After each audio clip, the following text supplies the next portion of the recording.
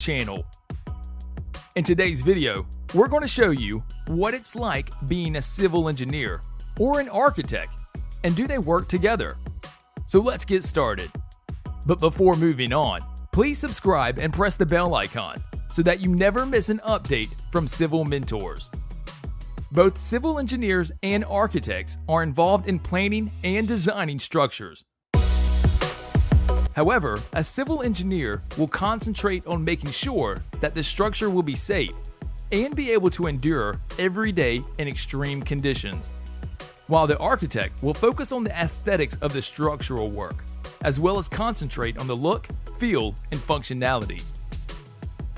The civil engineer will analyze and evaluate the structural integrity of the design that the architect has created and find ways to make the construction design possible by suggesting alterations, modifications, in order to turn the architect's vision into reality.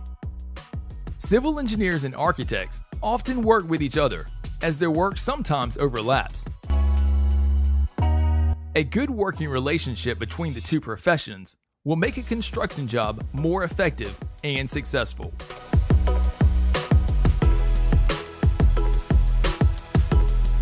Civil engineering is a very demanding yet fulfilling career, as the engineer work on a project from its inception right to its completion. When you drive over a bridge, see a building, fly out of an airport, or visit a museum, a civil engineer has had a major part in that project. Civil engineers have many duties. They interact with clients, customers, inspectors, suppliers, vendors, architects, and design teams. They submit and revise drawings many times over until they are approved. They also spend time tendering, looking at reports, doing cost estimates, analyzing designs and infrastructures, testing, commissioning, and spend time on construction sites to see what progress is being made on projects.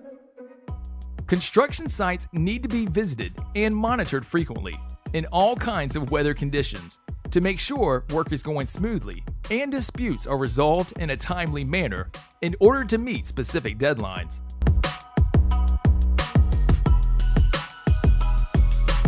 Being an architect can be very challenging and competitive. University does not teach you everything you need to know, but it does develop your creative talents and opens your mind to new ideas. You will learn about business and the technical aspects of architecture when you start working in the field. You will also develop useful contacts and relationships with contractors, engineers, and clients. Practicing architecture for most architects is not about designing, but about coordinating projects, solving design problems, and overseeing the details of the construction. All these mundane and uninspiring tasks will lead to a successful design.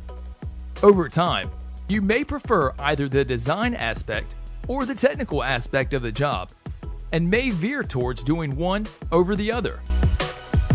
The direction you take in your career will dictate what your typical day will be like. Architectural design focuses on the design of a building, the use of 3D models, sketching, renderings, etc. Technical design focuses on the construction, the documentation, and details of a project. There is also the business side of architecture. And if you find you prefer that side of the picture, you can branch out and become a project manager. Try to get an opportunity to spend some time in an architecture office if you can. See if you like what people are doing there, chat with them, and see if they are the type of people with whom you like to work. This is really the best indicator of whether you will enjoy being an architect or not.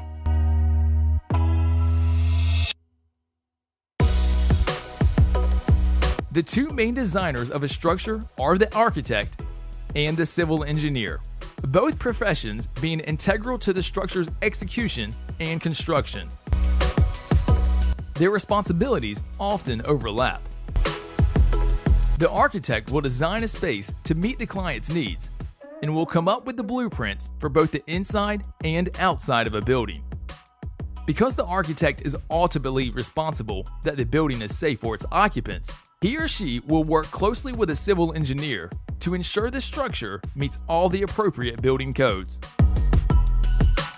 The civil engineer can also advise and/or select the appropriate structural materials and help with specifying the plumbing, electrical, heating, air conditioning, and ventilation systems that will be needed. That's all for today, guys. See you in the next